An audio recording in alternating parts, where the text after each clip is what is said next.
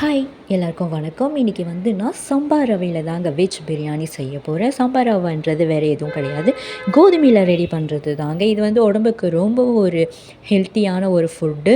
நிறைய பெனிஃபிட்ஸ் இருக்குது இதில்.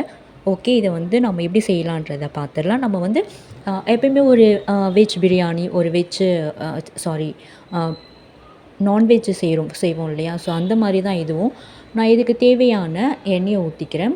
ஆல்ரெடி நான் வந்து கேரட்டு, பீன்ஸு, வெங்காயம், தக்காளி, பச்சை மிளகாய், புதினா, கொத்தமல்லி எல்லாம் ரெடி பண்ணி வச்சுட்டேன். இது கூடவே நான் வந்து மஷ்ரூம் தாங்க நான் அது போட்டு செய்ய போகிறேன். இப்போ வந்து ஒரு 2 ஏலக்காய், கிராம்பு, பட்டை, இலை இது எல்லாத்தையும் போட்டுக்கலாம். ஸோ இது வந்து நம்ம வெயிட் லாஸ் பண்ணணும்னு நினைக்கிறவங்க இது தாராளமாக ட்ரை பண்ணலாங்க. அவ்வளோ ஒரு பெனிஃபிட்ஸ் இருக்குது இதில்.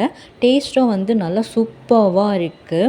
ஒரு நார்மல் உப்புமா செய்வோம் இல்லையா? ஸோ அதை விடவே இது வந்து சம்பா ரவையில் வந்து நீங்கள் செஞ்சு சாப்பிடும்போது அவ்வளோ சூப்பராக நல்லா டேஸ்ட்டாக இருக்குது. இப்போ வந்து நம்ம கட் பண்ணி வச்சுருக்க வெங்காயத்தை போட்டுக்கலாம். ஸோ வெங்காயம் வந்து நல்லா வதங்கட்டும். எப்பயுமே வந்து வெங்காயம் கொஞ்சம் கலர் சேஞ்ச் ஆனதுக்கப்புறம் தான் நம்ம வந்து இஞ்சி பூண்டு பேஸ்ட்டு போடணும்.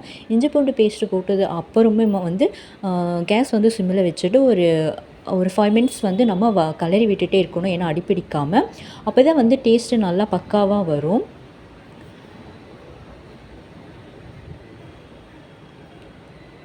ஸோ கலர் வந்து கொஞ்சம் சேஞ்ச் ஆகிடுச்சு. இப்போ வந்து இஞ்சி பூண்டு பேஸ்ட்டு போட்டுக்கலாம்.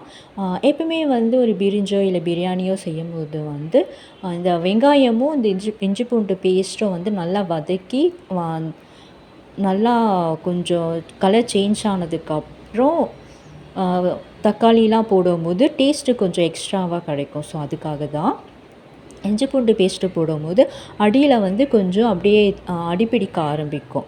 அதனால தான் நல்லா கிளறி விட்டுட்டே இருப்பாங்க. இப்போ வந்து கட் பண்ணி வச்சுருக்க தக்காளி நம்ம போட்டுக்கலாம்.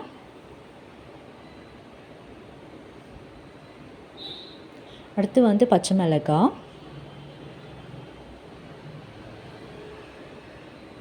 இப்போ புதினா, கொத்தமல்லி,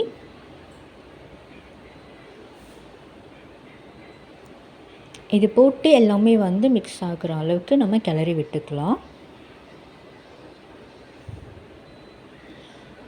ஸோ இதில் வந்து ஒரு முக்கியமான டிப்ஸ் என்னன்னு பார்த்தீங்கன்னா, நம்ம நார்மலாக வந்து உப்புமா செய்வோம் இல்லையா? அதில் நம்ம என்ன பண்ணுவோம், தண்ணியை நல்லா கொதிக்க விட்டுட்டு தானே ரவை போடுவோம். ஸோ இதில் வந்து அப்படி நம்ம செய்ய முடியாது. ஏன்னா ரவை வந்து அப்சர்வ் ஆகும் தண்ணியை.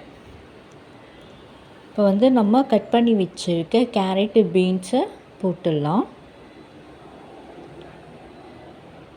ஸோ தண்ணி வந்து அப்சர்வ் ஆகும் சீக்கிரமே. அதனால நம்ம என்ன பண்ணணும்னா, காய் வந்து கேரட்டு, பீன்ஸ் இது வந்து கொஞ்சம் 10 நிமிஷம் நல்லா நம்ம வேக வச்சு எடுத்துக்கணும். ஏன்னா ரவை கட்டின உடனே அப்சர்வ் ஆயிடுச்சுன்னா காய் வேகாது, அப்போ வந்து நல்லா இருக்காது. ஸோ அதுக்காக தான்.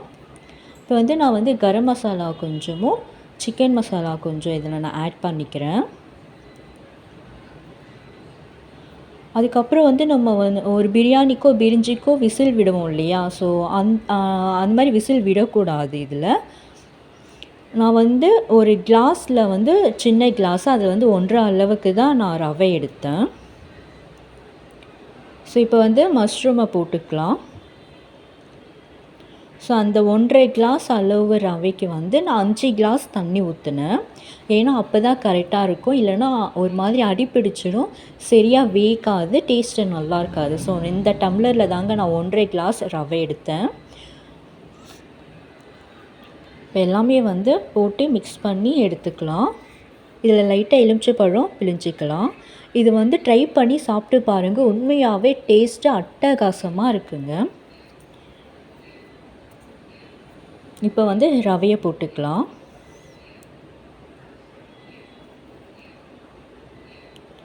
இது வந்து நல்லா மிக்ஸ் பண்ணி விட்டுட்டு நான் வந்து லாக் பண்ண மாட்டேன் மூடியை. லைட்டாக மேலே மட்டும் மூடி வச்சுருப்பேன். அது பாருங்கள், ஒரு 4 மினிட்ஸ்லேயே வந்து அந்த தண்ணியெல்லாம் அப்சர்வ் ஆகிட்டுருக்கும். ஸோ நீங்கள் விசில் விட்டிங்கன்னா அடியில் வந்து தீய ஆரம்பிச்சிடும். அந்தமாரி பண்ணாதீங்க. பார்த்தீங்களா? ஸோ நல்லா ஸ்மெல் வருது, நல்லா இருக்குது. வீட்டில் கண்டிப்பாக ட்ரை பண்ணி பாருங்கள். இந்த வீடியோ பிடிச்சிருந்தால் லைக் பண்ணுங்கள், ஷேர் பண்ணுங்கள், மறக்காமல் சப்ஸ்கிரைப் பண்ணிவிடுங்க. பக்கத்தில் இருக்கிற பெல் ஐக்கானை கிளிக் பண்ணிவிடுங்க. தேங்க்யூ.